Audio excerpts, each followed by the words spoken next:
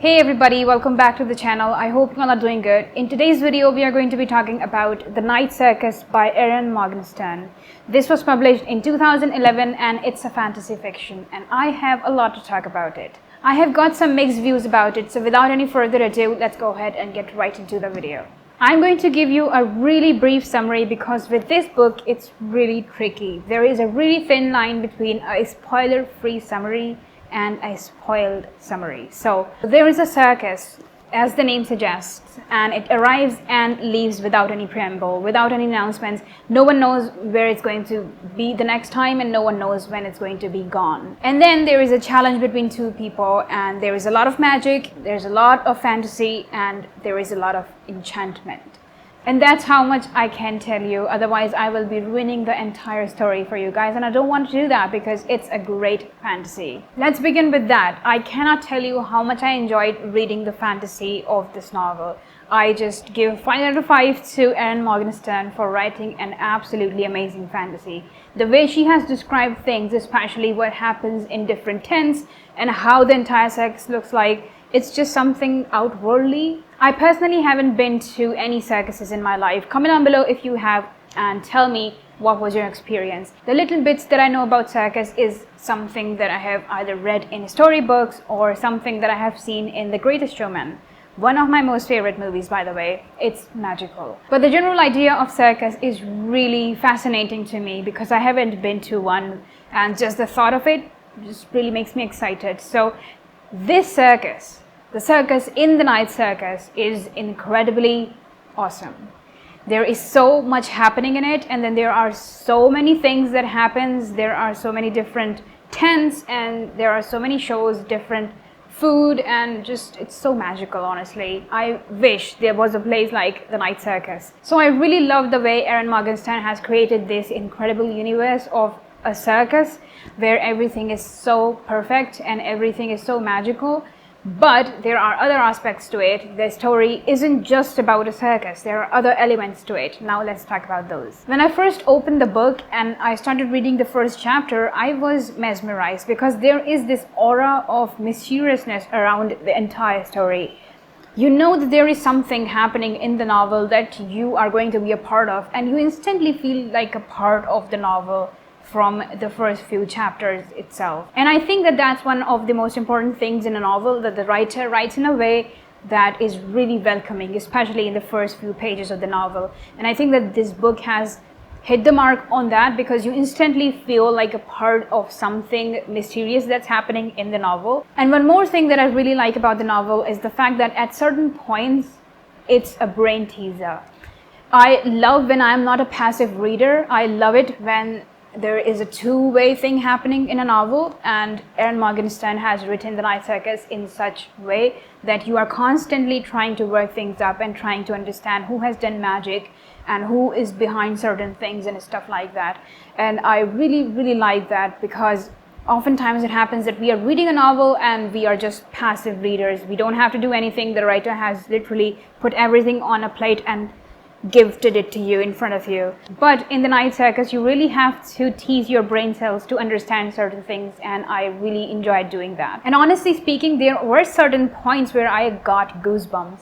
There was this one instance where Celia, who is a major character or pretty much the lead in the novel, gets to know about her opponent. We know who the opponent is, but when Celia understands and realizes that, okay, this person is my opponent, I literally got goosebumps, and I was literally sat there with my mouth open for a couple of seconds, and I was just trying to fathom what is going to bring about, what new developments are going to be introduced in the book. I also loved Puppet and Widget. They are written really well, and they are so cute characters.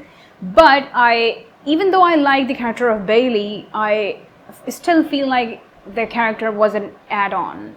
It didn't feel like a part of the novel, sort of. And at certain points, it literally felt as if that character was an excessive character that didn't add up with the story. Now, coming towards the things that I didn't like about the novel or that didn't sit well with me. Number one is towards the end or even during the middle of the novel, it started feeling a bit pointless that the people who are connected with the circus, apart from the party concern, the people and their lives were literally put on a stake just for the sake of these two people and the challenge. So I don't really understand what the writer was trying to achieve with this, but it sort of started feeling pointless because, and that's what Celia realized towards the end, and that's why she did what she did. But honestly speaking, it didn't sit well with me. And also, coming towards the big thing, I didn't like the way things ended with Celia and her opponent. I'm not gonna say who the opponent is in case you haven't read the book, but yes, I didn't like it at all. Like, there was so much hype around the challenge in itself, there was so much climax around it, but the end literally fell flat on its face. I didn't enjoy it at all. Like, it was pretty anticlimactic, and I was expecting something much bigger, something extraordinary, but it wasn't that. And one more thing that I didn't like was the explanation of how the challenges began between Hector and Alexander. Like, there was something off with that. I was expecting something bigger. I was expecting something minutious, but it was something so simple, so stupid. It didn't sit well with me. The entire novel is so well written when it comes to fantasy and all the other things, but when it comes to the actual story, it literally fell flat. And also the constant back and forth of years was really confusing to me. Like, at one point we are reading something that's happening in 1895, and then the next chapter we are reading something that's happening in 1902, and it happens really constantly, and I literally had to flip pages and go back to see what year I was reading. And apart from this, I also have some questions regarding the story, like Madame Padma or the twin sisters, apart from Poppet and Widget. Did they know that was real magic that was happening, or did they know that the circus isn't an actual circus, rather it's a challenge ground or challenge venue? Did they know this? Did they know that their ages were going to be constant, or like the time will slow down for them?